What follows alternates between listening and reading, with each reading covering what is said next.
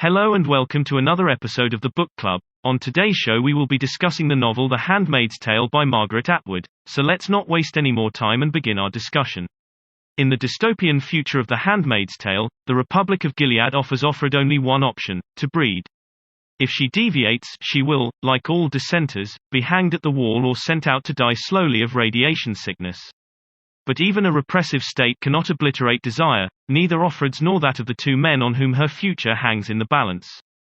Brilliantly conceived and executed, this powerful evocation of 21st century America gives full rein to Margaret Atwood's devastating irony, wit and astute perception. I'll admit, The Handmaid's Tale is one of those books that has completely passed me by until recently.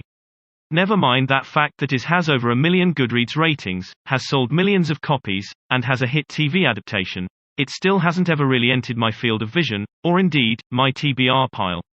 But when my local Waterstones announced they were starting a book club and the first book would be The Handmaid's Tale in anticipation of its sequel, The Testaments, being released later that same month, I finally picked up a copy.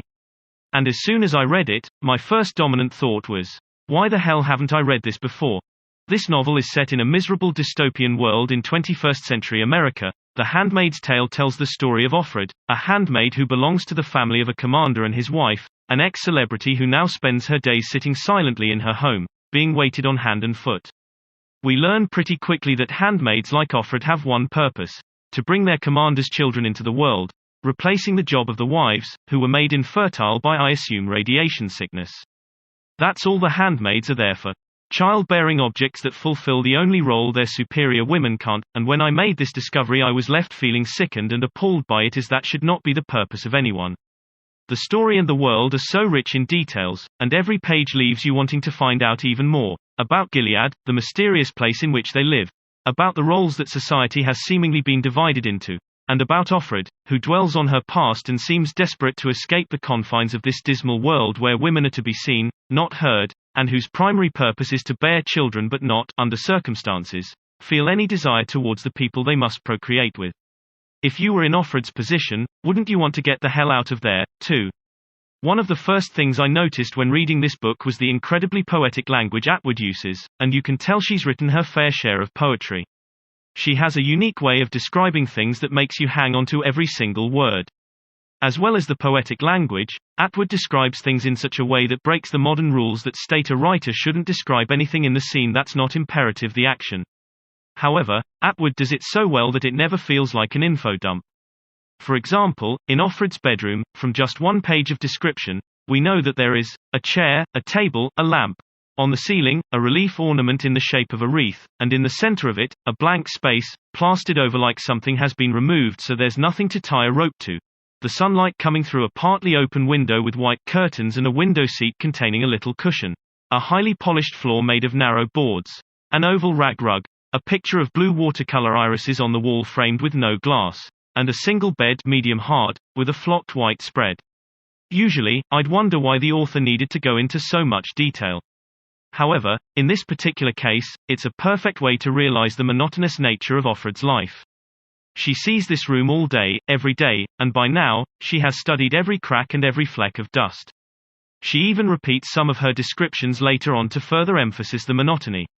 You can clearly see her mind slowly start to unravel as she's stuck in the same endless cycle of being practically part of the furniture. I knew before reading this book that it centers heavily on oppression of women and their fight to get back some power. What I didn't realize is how many profound statements Atwood makes throughout the novel that genuinely made me say oh my god, and immediately reach for a highlighter so I can remember them forever.